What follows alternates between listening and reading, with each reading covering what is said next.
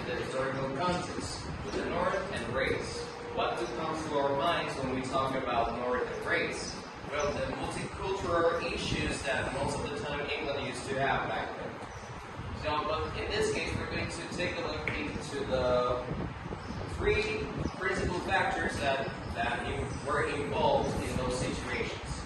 First of all, we have the racial tensions, and the north of England has experienced its share of racial tensions and conflicts, such as the one in 1981 in Toxteth, because of the riots in Liverpool. But what is a riot? A riot is basically a whole crowd of people making disturbance of peace and just and the one that happened in 2001 riot in Bradford and Oldham. These events were often sparked by economic hardship, police discrimination, and social marginalization. The second one is cultural contributions. Because of these five challenges, minority communities have made significant cultural, economic, and social contributions to the north.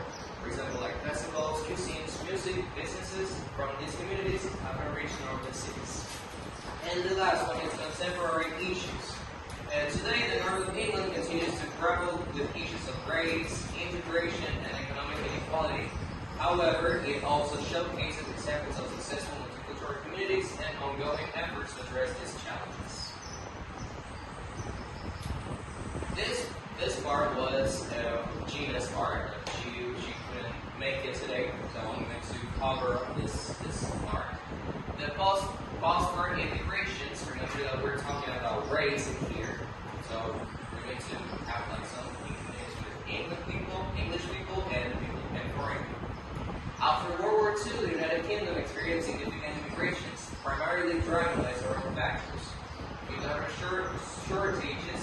The war left the UK with a shortage of skilled labor in various industries, including manufacturing, transportation, and health.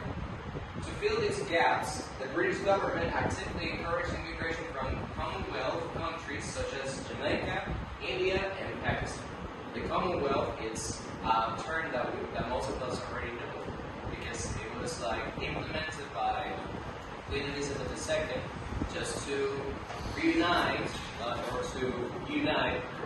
several countries that nowadays they are under control of England. Most of them are already independent. But some of them are still under control of England. Labor surges,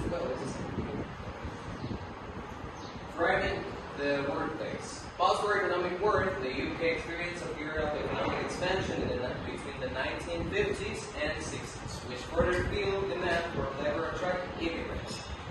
More jobs, more people coming to our country. Family reunification, as the initial wave of immigrants settled, they were often joined by their families under family reunification policies. If I have families from another country and I decide to settle in the UK, and now I'm like with everything under control, I can take them. Social and cultural changes. Immigration significantly contributes to the diversity of British society, influencing culture, cuisine, and social norms.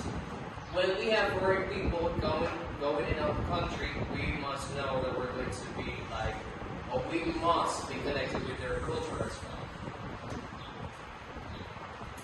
Racial tensions and riots. Now I'm going to talk about racial tensions and riots. Racial tensions and riots have been a recurring phenomenon in various parts of the world, affecting the civic, social, economic, and political issues